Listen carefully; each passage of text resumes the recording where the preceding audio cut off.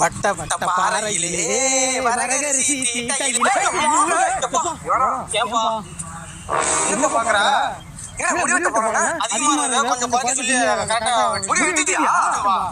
என்னப்பா என்ன முடிவெட்டிருக்க? என்ன பரிசு மேல முடிவெட்டிருக்க? பரிசு மேல முடிவெட்டிருக்க? என்ன முடிவெட்டிருக்க? என்ன முடிவெட்டிருக்க? குமரசன்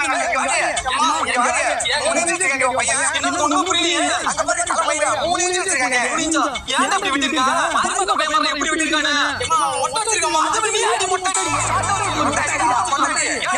அப்படி பண்ணிட்டீங்க?